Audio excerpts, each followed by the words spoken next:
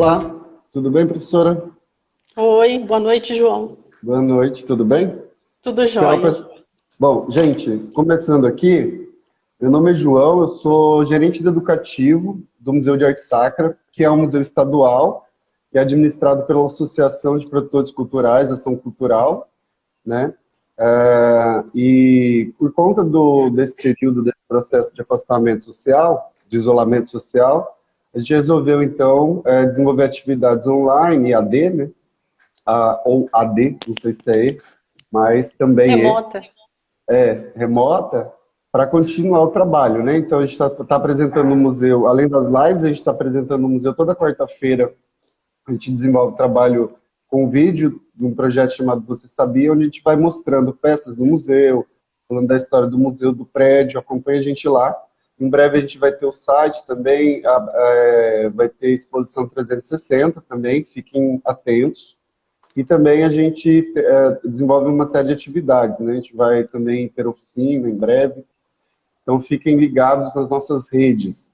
Aproveitem, não esqueçam de seguir a gente no Instagram e de se inscrever no canal do YouTube. Todas as lives que a gente tem feito, já essa terceira semana, estão sendo postadas lá, tá? No canal do YouTube, Museu de Arte Sacra. E essa também vai para lá. Então não se esqueçam de se inscrever também lá para acompanhar e também olhar as outras lives que perdeu nesse processo. Beleza? Bom, hoje nós temos, não posso esquecer de falar que todos os convidados aqui são voluntários e gentilmente aceitaram esse desafio de vir falar dentro dessa dinâmica nova que é das lives, né? Sobre os trabalhos que realizam, os temas que propuseram. A professora Paula Libos vai falar sobre cultura digital, muito além de tecnologia. Ela é formada em arquitetura e urbanismo pela UFMT, se não me engano, não? Unique. Isso, Unic, isso. Tá, tem mestrado na Universidade Federal de Mato Grosso, em Física Ambiental, fez doutorado no ECO, na UFMT, e é atualmente diretora da Faculdade de Tecnologia e Urbanismo da Unic, coordenadora dos cursos de Arquitetura e Urbanismo, CST em Design de Interiores, Engenharia Civil, Engenharia Elétrica e Engenharia Mecânica, né? E possui experiência no desenvolvimento de projeto arquitetônico, atuando na área de arquitetura, urbanismo e interiores, com ênfase na arquitetura comercial e residencial. Esqueceu alguma coisa, professora? Não, tudo aí. Legal. Perfeito. E aí, ela então vai falar sobre a questão da tecnologia. A gente teve uma live mais ou menos sobre esse assunto, mas eu acho que todos os assuntos eles são muito extensos, né? E tem muita gente pesquisando sobre várias perspectivas. O que a senhora entende, professora, como cultura digital? Boa noite, João. Boa noite a todos que acompanham aí o canal do museu, do YouTube e do Instagram. É uma honra poder participar. Fiquei muito honrada com o convite para a gente fazer esse bate-papo.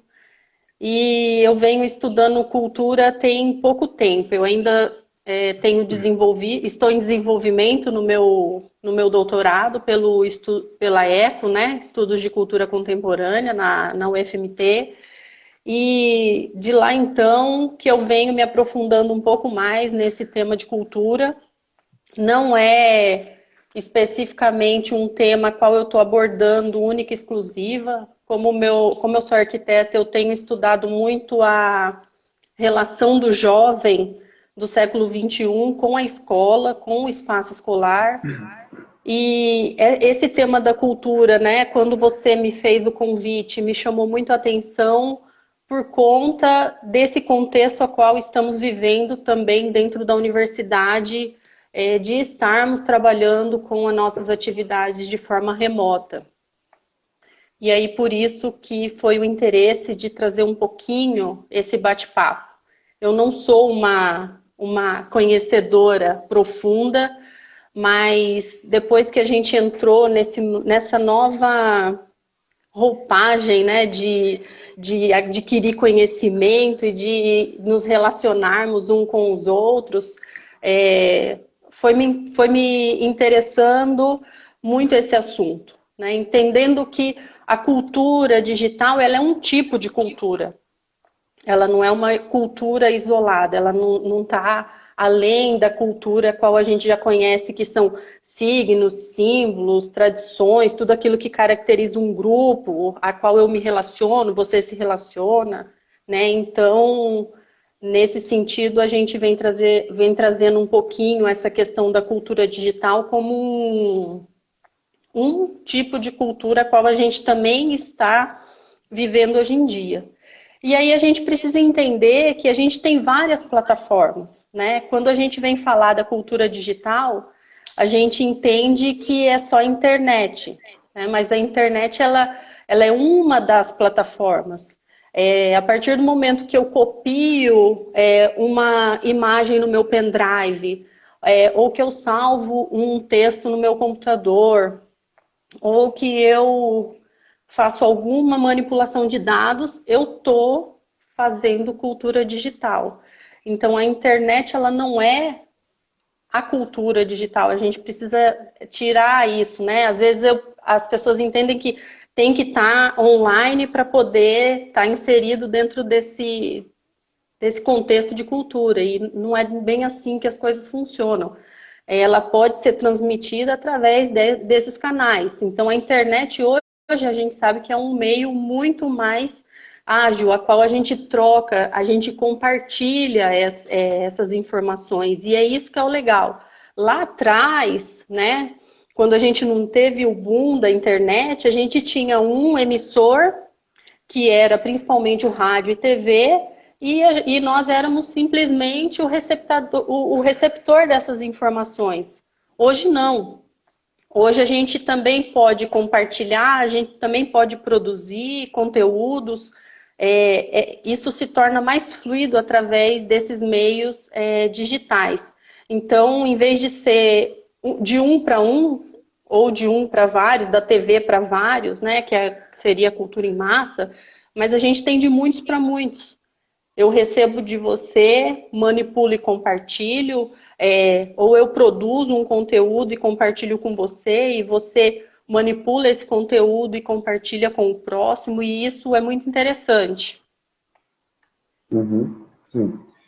Com relação aos aspectos educacionais, que a senhora estava falando, por exemplo, como trabalha numa instituição de ensino, tendo agora que os alunos estão participando, eu sou professor também, trabalho numa escola, e a gente está aprendendo a lidar com isso, né? Essa semana eu vou gravar aulas, por exemplo. Então, notou alguma diferença em relação a isso? Os estudantes estão tendo algum tipo de dificuldade? Tem alguma coisa que a gente, que eles estão aprendendo, que nós como professores também estamos aprendendo com isso nova? Então, João, tem um sociólogo espanhol, que é o Manuel Castells, ele fala que a cultura digital, ela é uma habilidade que a gente tem de produzir, difundir e mesclar, né? E nós, enquanto professores, eu acho que a gente vem muito daquele contexto de sala de aula, qual a gente não estava preparado em relação a essa produção digital. E o aluno também, né? A gente vem percebendo que essa inserção tem sido feita em algumas escolas de ensino fundamental e ensino médio, mas a grande massa que entra hoje nas escolas, nas universidades, ela não veio com essa educação, né, digitalizada. E aí a gente precisa realmente romper barreiras e aprender, e a gente tem que assumir que a gente não sabe tudo e que a gente tem que estar preparado para descobrir o novo, e a gente descobre junto com o aluno. Mas o que eu acho que é fundamental é a gente estar aberto, né? A gente precisa estar aberto para as mudanças, e eu acho que a quarentena tem despertado isso, a forma da gente enxergar e a forma da gente conduzir, ela tem que ser diferente. Eu não posso querer continuar fazendo as mesmas coisas das mesmas formas que eu fazia lá atrás, né? E o que é legal? a gente consegue fazer isso tanto de forma local como global. Hoje eu tenho a possibilidade de assistir programas do mundo inteiro, de dentro da minha casa, de forma simultânea. Você mesmo colocou aí que você está fazendo visita guiada, apresentando o museu. Quantas pessoas não têm a oportunidade, mesmo sendo aqui de perto, não têm a oportunidade de estar vindo em Cuiabá e conhecer o museu? E a partir do momento que você coloca, né, isso para as pessoas, é uma oportunidade ímpar, ímpar na vida delas, né? Uhum. Eu noto que a gente teve um alcance, né, de um público que não tinha o hábito não conhecia o museu e pelas redes acabou conhecendo. Também, de alguma maneira, esse período fez com que as pessoas fossem além do hábito de uso, né, porque normalmente se usa a internet, mas se usa dentro de um campo muito limitado, né, cotidiano, sobre gostos e tal. E, de repente, como a gente vai ter um pouco mais de tempo, né, para ficar em casa e a interação ela vai ficando mais remota, né, a gente vai tendo acesso a novas informações, novas coisas, né, e vai aprendendo de alguma maneira essas coisas, né. Uma coisa que eu noto, assim, que os alunos, a grande dificuldade, pelo menos eu estou trabalhando com alunos de ensino fundamental e médio, a grande dificuldade é que eles precisam de um pouco mais de autonomia para utilizar, para interagir com essa educação remota. Ele não tem mais a presença do professor, a facilitação presencial, apesar de ver os vídeos e ter o contato do professor, de poder tirar dúvida, ainda assim ele depende de um querer fazer isso, né? Ele precisa necessariamente ser mais autônomo em relação a isso, até para pedir ajuda, né, para o professor, mesmo tendo o contato dele. E muitas vezes não acontece, né? Porque é uma questão de aprendizagem. Parece que nós estamos vendo alguma coisa acontecer. E essa coisa está mudando o modo como a gente entende educação. Sim, concordo com você. E o que a gente também precisa se atentar, João? Não é só para o entretenimento, né? A gente precisa entender que a gente pode utilizar essas trocas de informação colaborativa também para a gente estudar arte, para a gente estudar ciência, para a gente entender de matemática. Então, ele vai muito além de eu assistir apenas um show. Eu tenho a opção hoje de N outras opções que eu posso estar conversando através das plataformas. Só que Sim, basta querer, né? Eu preciso mudar o meu pensamento, eu preciso mudar a forma com que eu me relaciono com as redes, utilizar isso de uma forma positiva, qual eu posso agregar esse conhecimento, adquirir habilidade e treinar e o que é legal, eu posso visitar e visitar novamente e olhar no detalhe e prestar atenção de novo, diferente de como a gente enxergava antes. sim. E essa relação, você acha que ela é mais traumática para o professor ou para o estudante? Eu acredito que seja uma via de mão dupla. É lógico que a gente tem professores que têm mais facilidade em estabelecer essas relações. Eu acho que no início todo mundo sofre porque é uma adaptação que a gente precisa ter uma rotina diferente, estabelecer os horários de forma diferente. E para o aluno também, essa relação, ele fica mais exposto, né? Porque na sala de aula eu posso chegar no meu professor e eu posso perguntar baixinho, né? Lá na aula remota, não. Eu faço uma pergunta, ela é uma pergunta aberta, a qual todo mundo tá ouvindo. Então, eu preciso romper essa barreira da vergonha, da timidez, de achar que o professor vai me responder de um jeito assim ou de um jeito assado. E ir para frente, a gente está aprendendo também. Eu acho que é importante para todo mundo essa nova forma de a gente se relacionar. Sim, com certeza. Eu estou me sentindo bastante traumatizado É muito complicado, porque geralmente eu tenho uma aula com os alunos, é 1 hora por semana, eu dou aula de filosofia, sociologia também, e 1 hora em sala me parecia pouco ainda, né? Porque os temas, às vezes, são muito complexos. E agora eu estou tendo que gravar aulas de 10 minutos, 15 minutos, o que para mim é bastante difícil, né? Porque isso exige, por exemplo, um poder de síntese e de clareza na explicação que eu não sei se eu tenho, né? Não que eu acho que eu não seja um bom professor, claro que eu acho que o professor que você acha um bom professor necessariamente, eu acho que ele tem problemas. Ele não é necessariamente um bom professor. Um bom professor está sempre em crise com o trabalho dele porque ele precisa aprender mais.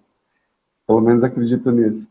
Mas é que são maneiras, né? Eu tenho um modo de me comunicar. E esse modo de me comunicar é através de voltas, por exemplo. E, de repente, eu preciso me reorganizar dentro de um modo de comunicar que não é o meu habitual, para gravar 10 minutos de aula.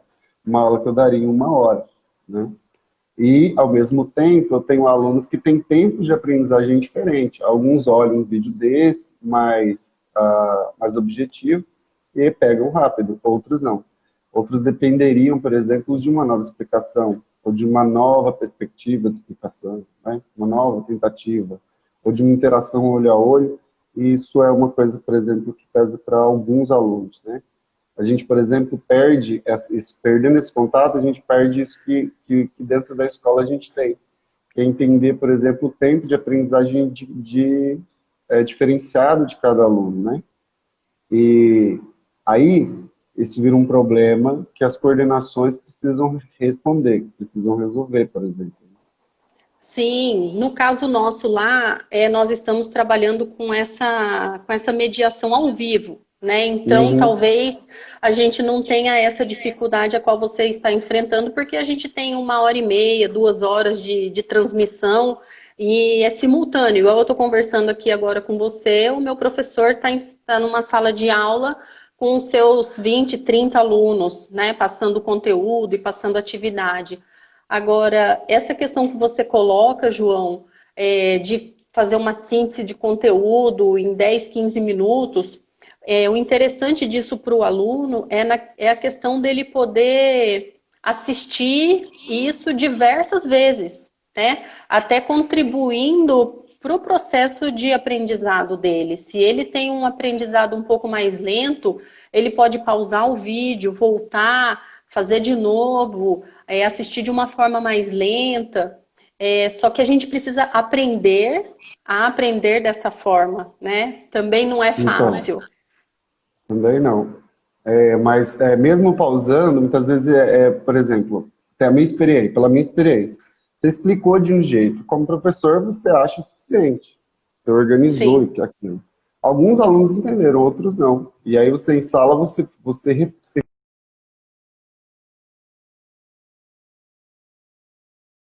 acha que se conectar do modo como ele vai poder entender mais.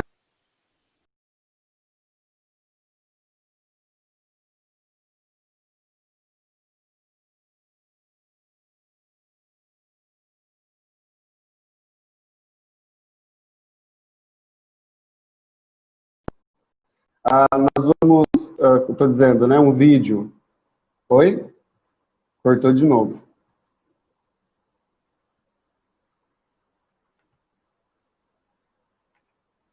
Acontece, tá caindo um pouco.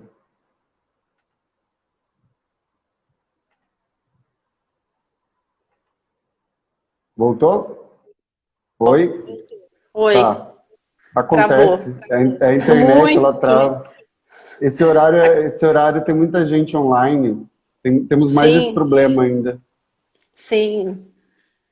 Deixa eu aproveitar e dar um boa noite de novo. Eu vi aí que entraram vários colegas meus de profissão. Uma honra todos vocês aí. Quem eu não conheço também, obrigada. Legal. Pessoal, se quiser mandar pergunta também, tá? Oi? Eu estou perguntando, pedindo pro pessoal se eles quiserem mandar pergunta. João, eu queria Oi. depois compartilhar algumas plataformas interessantes. Fica à vontade. Tem uma plataforma bem legal que é para assistir teatro e dança, que é a Cenarium. Eu fiz uma colinha aqui de algumas importantes, assim, que eu achava bem bacana a gente compartilhar, que é uma plataforma parecidíssima com o Netflix, mas ela é específica para teatro e dança. Eu acho que é uma coisa Maravilha. muito bacana, né? Depois eu também posso te passar todas essas plataformas. É uma plataforma muito legal, a qual você, por exemplo, assim, eu não sei quando eu poderia assistir um show, sei lá, no outro lado do planeta. Por essa plataforma eu tenho a possibilidade de assistir ao vivo shows de grandes artistas, né? Assistir teatro. Eu acho que a gente precisa mudar o olhar. É lógico que quando a gente vai ao teatro é toda uma experiência diferente, né? Mas às vezes a Uhum. gente não tem a possibilidade de deslocamento. Tem gente que não tem a possibilidade de, por exemplo, de sair de uma cidade para ir para nem todo mundo consegue ir a São Paulo para assistir uma peça de teatro que seja interessante, né? Então, eu acho que isso permite com que a gente tenha experiências com arte, com cultura, com dança, assim, que são fantásticas. Tem uma plataforma também chamada Inspirarte, que é uma plataforma de artes, que eles comentam as obras, eles ensinam técnicas, ensinam estilos artísticos. Você consegue produzir a sua obra enquanto artista, mesmo amador, e compartilhar nessa plataforma, super legal. Tem duas Começou a plataformas travar. bacanas. Oi? Começou a travar. Espera só um Eu pouquinho. tô... Tá. Tá, pode continuar, professor, desculpa. A Tem, internet. de artes tem essa Inspirarte que é bem bacana e tem uma Clap.me também que ensina muita técnica artística, fala muito sobre artes. Tem agora, né, com o isolamento, eu comecei a pesquisar um pouco mais essa questão da educação através das plataformas, até para poder colocar isso no dia a dia da nossa sala de aula. E eu descobri uma plataforma Edutopia, que eles têm assim cases de sucesso que ajudam no aprendizado. Talvez seja um canal fundamental de pesquisa para os ensino fundamental. Começou a travar. Estou te ouvindo, tá me ouvindo? Tá dando uma travadinha. Aí eu não sei se é a sua internet ou a minha. Vamos indo devagarzinho, não tem problema. Temos tempo. Temos. Eu entrei aqui, a plataforma chama Edutopia.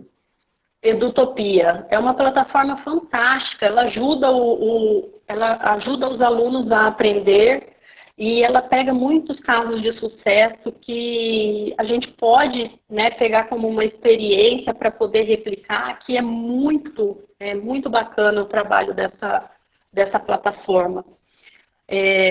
Eu trouxe também Culticultura, que é um canal específico para produção de conteúdos de cultura digital. É muito bacana. Todas essas plataformas, eu venho fazendo essas descobertas nessa angústia também de melhorar essa relação nossa, professor e aluno, de forma virtual. Eu sinto a mesma angústia que você, do aluno tá conseguindo entender, do aluno conseguir ter o acesso, né, a esse conteúdo, como que ele recebe, como que ele absorve esse conhecimento. Então, a partir disso, eu venho lendo bastante, né, sobre essas metodologias para a gente poder tentar implantar, que eu acho super interessante. Sim, sim. Tudo é um desafio, né? Agora, por exemplo, na cultura, a gente está tendo alguns editais. A gente tem da Secretaria de Cultura, tem do Cine Teatro, né? E da Escola de Teatro MT. E o museu também vai lançar um de oficina e curso online, né? Os horários variam entre 15 horas e 30 horas, né? E aí acho que a grande dificuldade de todo mundo, por exemplo, é onde disponibilizar, que plataforma disponibilizar, de que forma, se vai ter inscrição, se não vai. Então, a gente percebe que está todo mundo, de alguma maneira, se perguntando qual a melhor maneira de fazer, porque não tem nada pronto, né? Sim. Não tem nada pronto. Isso pegou a gente de surpresa e a gente precisa construir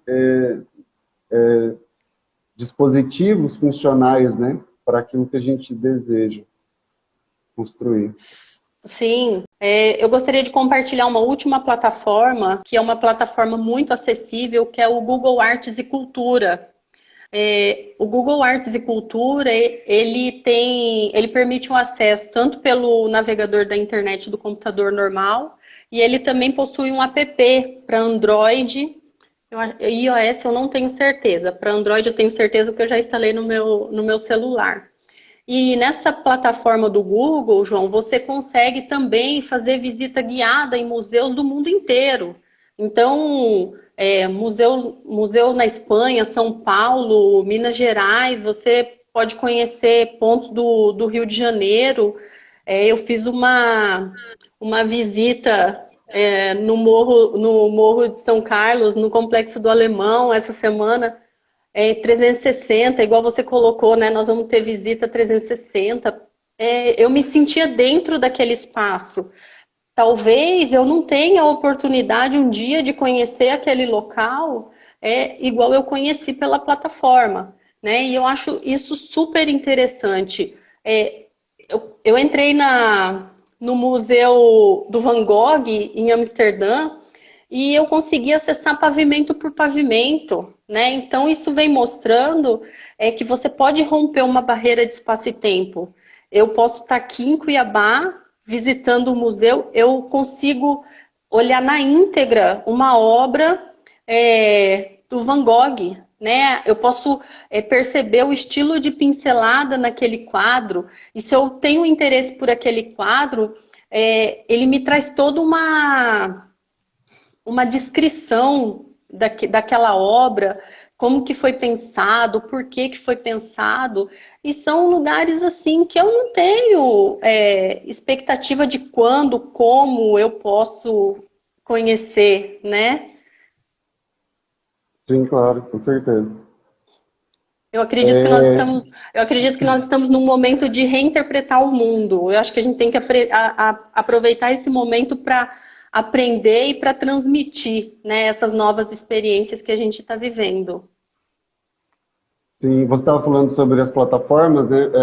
Eu vi o Quebra-Nós pela primeira vez, porque como é o nome do grupo russo lá de balé? Eles disponibilizaram o Bolshoi, não sei como pronuncia. Eles disponibilizaram o espetáculo inteiro, por exemplo, né? Muita gente está disponibilizando. Muitos artistas também que nunca tinham feito lives, eles estão fazendo, muitas vezes como alternativa também, porque aí eles aproveitam a live de vaquinha, porque como por conta do isolamento não pode ter aglomeração, então muitos artistas estão passando necessidade, porque não tem de onde tirar, né? E aí essas lives estão funcionando para eles receberem doações e tudo mais. Então, de alguma maneira, está todo mundo se virando como pode, né? E, ao mesmo tempo, disponibilizando coisas. Eu acabei de ver também aquele cinema francês, tem um festival de cinema francês chamado... que o Sesc sempre apresenta, Varilux, eu acho. Também disponibilizou os filmes também numa plataforma, viu, gente? Que é de cinema contemporâneo francês. Então, essas coisas vão aparecendo, né? E isso é maravilhoso, magnífico. Eu acredito que seja o mais interessante de tudo isso, né? Essa relação que o outro mundo seja possível dentro de uma tela, né? Que a gente está vivendo. Mesmo que não seja uma presencial, só o fato de você ter acesso a um espetáculo desse, poder sentir essa emoção, eu tô fascinada. É lógico que eu também tenho as minhas dificuldades, tenho as minhas resistências, mas eu acho que é um novo momento que a gente tem que aproveitar.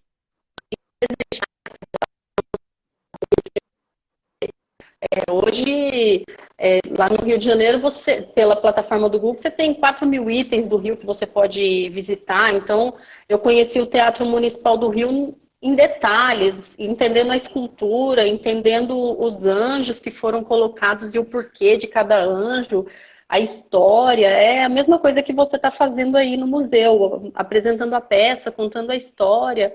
Eu acho que isso enriquece, né, a nossa alma. Ah, sim, com certeza.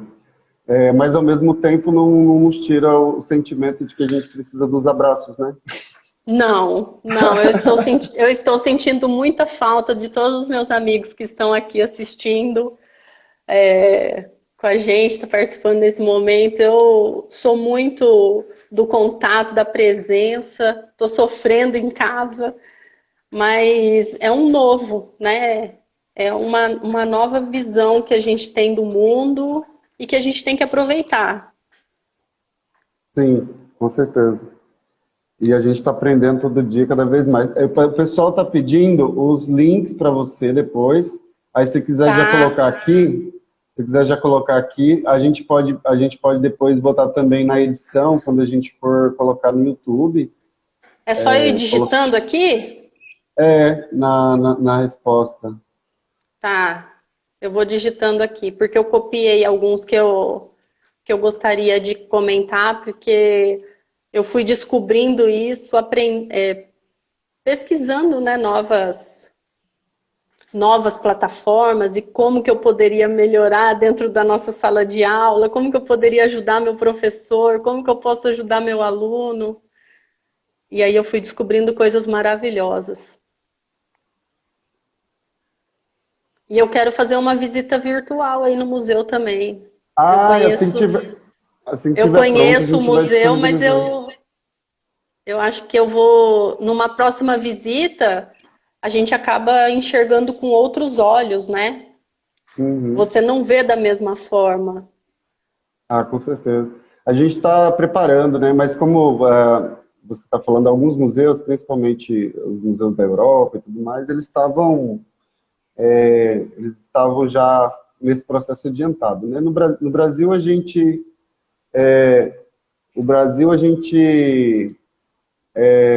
atrasa, né? Atrasa esses momentos por conta da falta de recursos, né? Sobretudo para a cultura e tudo mais. E hoje em dia está cada vez mais difícil essa questão do recurso. Sim, É muito caro, né? É caro a gente fazer esse mapeamento 3D, né? E depois também colocar numa plataforma, num site e tal, sabe? sim, Então, sim. então são processos mais lentos mas que vão acontecer. A gente já está fazendo levantamento disso, está fazendo todo esse processo para poder colocar o mais rápido possível, né? O museu na rede, né? Para a gente conseguir continuar atendendo a população, porque essa é a missão do museu, né? Mas a gente, Eu. Pode falar. mas a gente já está fazendo algumas coisas, a gente acompanha a gente tem vídeos, está contando histórias sobre o prédio, sobre a arquitetura, sobre algumas peças, tá? Isso tudo está nas nossas redes aí, deem uma olhada, nos sigam, tá? E toda quarta, a partir de quarta-feira, a gente tá com programação de quarta a domingo. Tô ligando meu celular aqui na tomada porque tá acabando minha bateria. Tudo bem. Pessoal, O pegou último. aí? Alguém tem alguma pergunta, alguma observação a fazer? Alguém perguntou se a Manu tá aí? Manu, um beijo, eu vi. Ulisses, eu vi. Todos os meus colegas de trabalho. Obrigada, gente. Tô nervosa, João. Você me colocou numa enrascada, hein? É nada, é tranquilo, está na sua casa, estou na minha. Eu tenho até medo dessa É, informalidade. eu também fico com medo. Mas eu acho que essa troca é importante. Beijo, Manu. Essa troca é muito importante. Sim, sim. Sim, a Viviane está pedindo para eu lembrar aqui que nós temos uns vídeos também, toda quarta a gente lança um Você Sabia, eu já falei, Viviane, que é quando a gente conta coisas do museu. Mas Ai, veja bem, tem o... Oi? Pode falar. meu filho tá pedindo um beijo aí, ó. Beijo, meu Ah, tá. filho. Maravilha. Desculpa, desculpa, Não, João. imagina.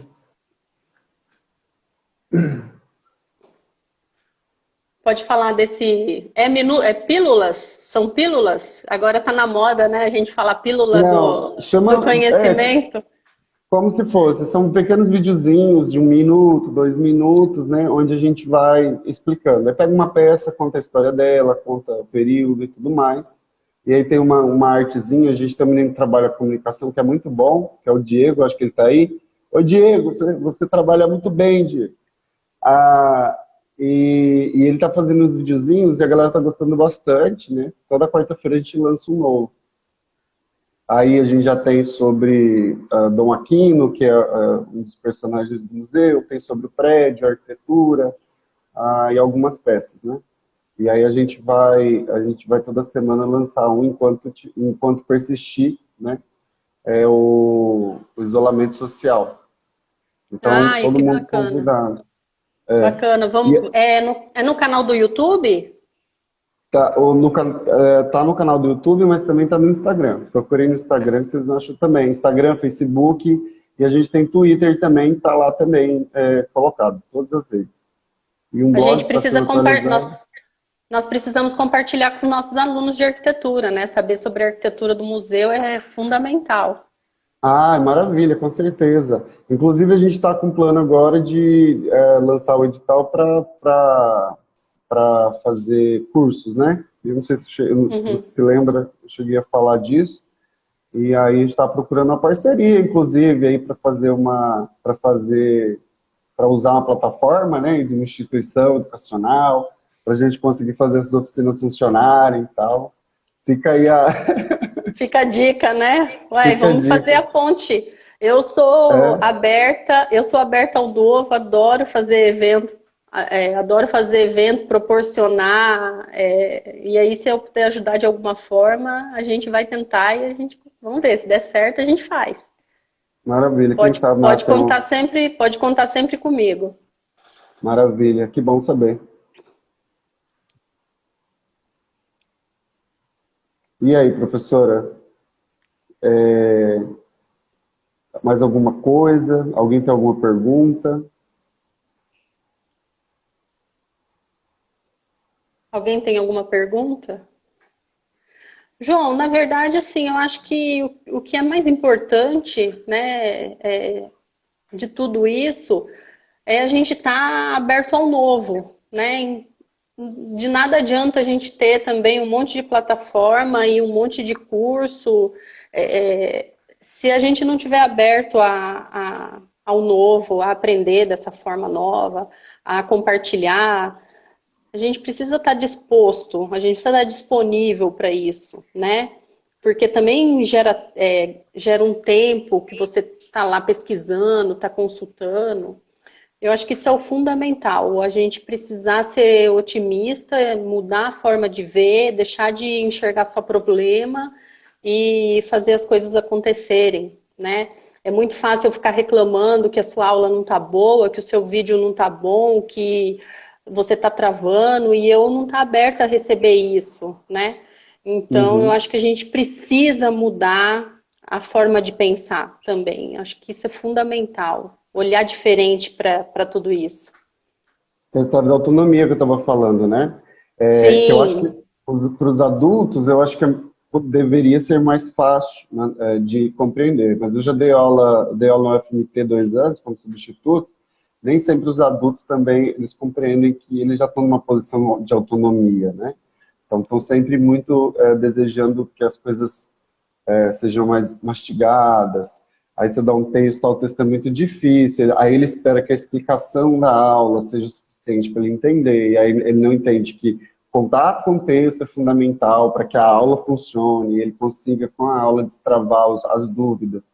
Mas há sempre uma galera que se coloca numa posição de heteronomia, né? Ou seja, ele depende do outro para entender, ele nunca se vê, quando ele vê diante de uma dificuldade, ele nunca vê, bom, a dificuldade é minha e eu preciso superar essa dificuldade, então, se eu li uma vez e não entendi, eu tenho que ler duas, três, quatro, né? Essa dificuldade dele é sempre transferido dentro desse processo educacional para o professor. E se o professor não consegue abrir a cabeça dele no machado, o professor é ruim de didática, né? É um termo que os alunos usam bastante. Eu ouvi de uma professora essa semana que ela fez um comentário assim: se o aluno pudesse levar ela para casa, deixasse ela sentada lá do lado dele, falando toda hora, né, a resposta para as dúvidas, inclusive arrumando o trabalho dele, ele faria, né? Então a gente tem esse perfil sim, né, de que é tudo na hora, imediatista, mastigado, não quer nem ter o trabalho de procurar de outra forma, né? Sim, e essas dinâmicas, eu acho que ela vai exigindo isso. Se a pessoa não Sim, superar, se ela não atingir um ponto de autonomia, ela sucumbe, ou seja, ela não vai conseguir fazer, ela não vai conseguir estudar, ela não vai conseguir aprender. Porque dentro dessa dinâmica do distanciamento, as pessoas precisam, ele exige das pessoas maior autonomia dentro dos seus processos. E esse sim, debate sobre autonomia na internet, por exemplo, ele é antigo, né? Por exemplo, o YouTube, muita gente faz esse debate. Em função dos tutoriais do YouTube, por exemplo, vai dizer que é possível ser autodidata em quase tudo. Porque eu acho todos os tutoriais do mundo no YouTube, né? sim. Só que para isso demanda uma autonomia, uma vontade, um desejo, né, da pessoa querer buscar. Ou seja, ter alguma curiosidade, alguma pergunta para fazer. O YouTube não vai te obrigar a fazer isso, né? Você precisa ser movido por alguma curiosidade, algum interesse de aprender. A plataforma em si, ela é mera tecnologia, né? Sim. E agora, nesse momento, eu acho que as pessoas estão sendo desafiadas nesse sentido. E eu fico feliz que os meus alunos do ensino fundamental já estão tendo contato com isso, e eu espero que isso sirva para que eles se tornem adultos mais independentes e mais criativos, né, em relação à internet. Criativos e curiosos em relação à internet.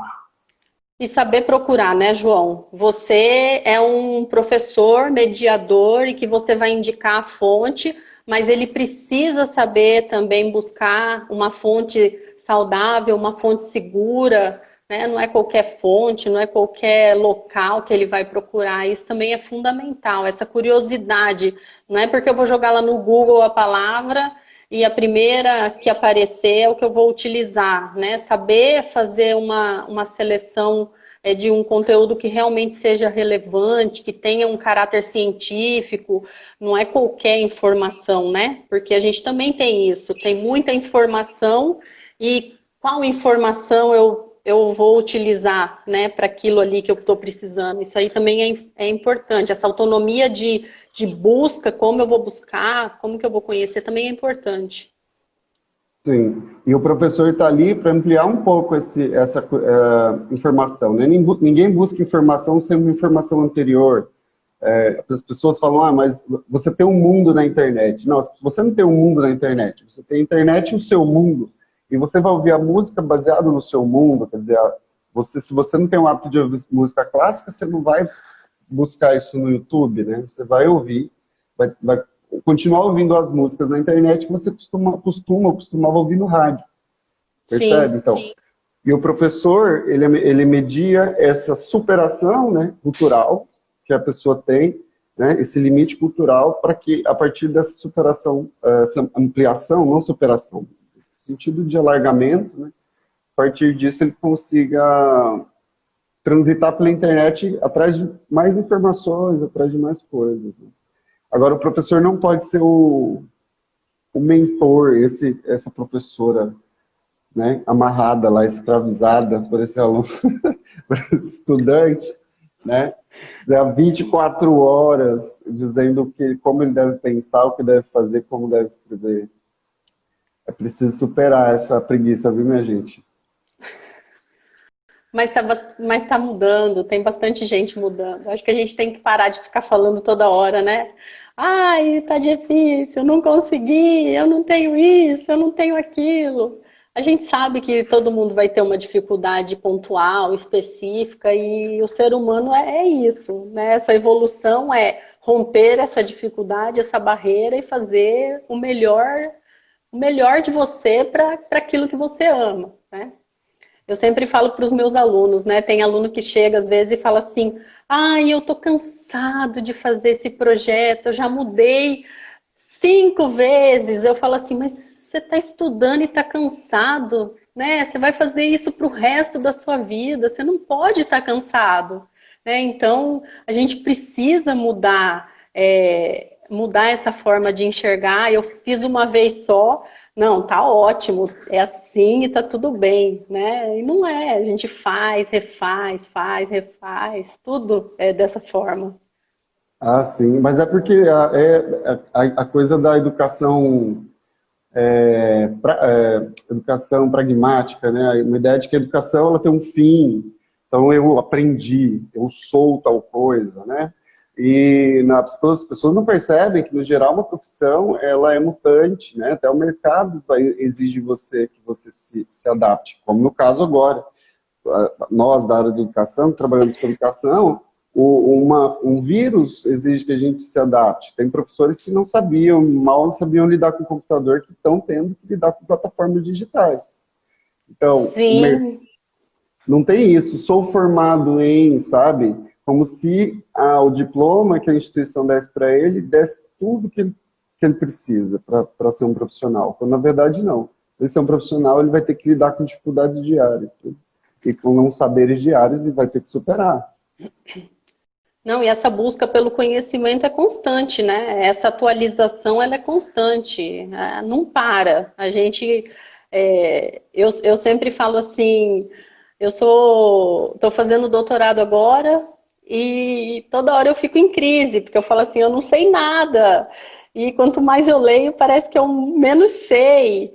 E isso é interessante, você manter vivo essa questão de querer conhecer, querer entender, como é que você faz isso. Eu tive a oportunidade no doutorado de conhecer autores e conhecer textos que eu nunca imaginei que eu pudesse ler na minha vida, né? E depois dele eu fui conhecendo outros e outros e outros, e eu acho que isso é fundamental, essa busca é fundamental, a gente tem que estar buscando sempre. E um bom livro vai sempre te colocar na posição de idiota. Você vai se sentir na primeira leitura como um idiota, porque ele necessariamente vai ser um livro difícil de ser lido.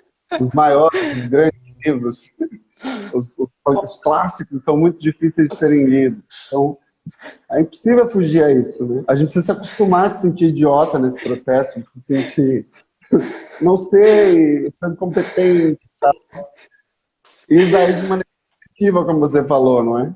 Ô, João, eu não me sinto idiota só na primeira leitura, não, viu? Eu fico me sentindo claro. na segunda, na terceira. Eu falo, não é possível, isso não é para mim. Pois é, mas eu calcule lendo Kant. Não sei se você já teve oportunidade ou obrigação, não oportunidade. Geralmente o pessoal que lê Kant lê por obrigação. Então, o Kant, né, o Crítica da Razão Pura, é um livro que necessariamente faz todo mundo se sentir idiota. O Heidegger, não tem como escapar. Eles são assim, super difíceis. Pode ler 30 vezes. São estudos para a vida toda. E só quem gosta, né, mesmo, que vai ficar estudando isso a vida toda. Agora, por exemplo, graduação, você vai ler aquilo, vai tentar ouvir o professor, vai, sei lá, sonhar com aquilo e não vai entender direito. Sim, é verdade. Concordo com você. Eu estou tentando entender Bachelard nesse momento. Bachelard é outra pedra, viu? Esse daí é complicado. Boa Tem um sorte. colega meu que a gente está tentando desvendar, então tá difícil. Sim, esse é complicado, esse é difícil. Mas o importante é manter a chama, né, essa curiosidade acesa e a vontade de superar esse desafio. Eu acho também, tem coisas que são clichês porque elas foram muito repetidas, mas as pessoas, porque elas foram muito repetidas, não prestam atenção ao sentido delas, né? Por exemplo, a frase do Sócrates, que é eu só sei que nada sei, é basicamente isso, né? Então, o que ele fazia era chegar em pessoas arrogantes, que se julgavam detentoras de saber, né? E perguntava para essas pessoas, começava a fazer uma entrevista, inquirindo, até que as pessoas ficavam encurraladas, né? E chegavam a admitir, bom, tá bom, não sei, sou juiz, mas eu não sei nada sobre justiça. E aí, aí depois perguntavam para ele, e aí, Sócrates, mas então, o que é a justiça? Você que é o bonzão da boca aí, você tá me desafiando. Aí ele falava, também não sei. Porque, assim, a grande sabedoria para ele é justamente a capacidade que a gente deve ter de admitir que não sabe, né? Ou de admitir que precisa aprender. É o ponto de partida, né? Sim, e a sala de aula é essa troca, né, João? Antes a gente tinha aquela visão que o professor, né, ele ficava num certo patamar, ele era a sabedoria ali na sala, e hoje a gente vê que existe uma troca muito saudável. Tem alunos que traz conteúdos que às vezes a gente, né, não conhecia, e aí você vai aprofundar. Eu acho que esse compartilhar, que antes, né, vou colocar na minha época, que você deve ser mais novo que eu. Na minha época a gente não tinha tanto esse acesso que hoje a gente tem, mas esse compartilhar, né, tem aluno que traz assuntos e vem compartilhar coisas super interessantes, e a qual eu também não tinha o conhecimento. Então a gente nunca sabe de tudo, né? Isso é importantíssimo. Isso é importante. Essa troca, esse compartilhar, eu acho que é fundamental dentro da educação. Legal. E utilizar a plataforma de forma saudável, né? As redes, não só para entretenimento, mas para conteúdo mesmo, né? Para conteúdo que tenha um embasamento teórico sólido, não seja nada superficial, né? Isso é interessante. Legal. Professora, o nosso tempo está acabando, o Instagram tem 1 hora só de live, daqui a pouquinho ele cai sozinho. Tá então, bom, a gente está se caminhando João. para o final. Eu queria que a senhora se caminhasse para o final aí, fizesse as considerações finais. Bom, eu primeiro agradecer a oportunidade, fiquei muito feliz com o seu convite, fiquei muito nervosa também, né, com o convite, porque é tudo muito novo também, mas agradecer esse espaço, me colocar à disposição para tudo que você precisar, a gente está lá de portas abertas, eu acho que a gente tem que promover mesmo, e no que eu puder contribuir, pode sempre contar comigo, tá? Ah, maravilha, vou sim, vou conversar com você sobre essa história da parceria aí, você ajudar a gente a conversar lá. Vamos lá. Seria ótimo essa parceria aí. Vamos conseguir. Maravilha. Vamos conseguir, tá? Muito obrigado, professora, pela gentileza, tá? E pela disposição de estar aqui com a gente, tá bom? Gente que participou, que entrou, que saiu, que caiu, muito obrigado. Todo mundo que ficou ouvindo a nossa conversa aqui. Espero que eu não tenha sido chato falar demais também. Espero que eu não tenha me comportado como um entrevistador falastrão. Nada, foi ótimo. Muito obrigado, Estamos aprendendo juntos.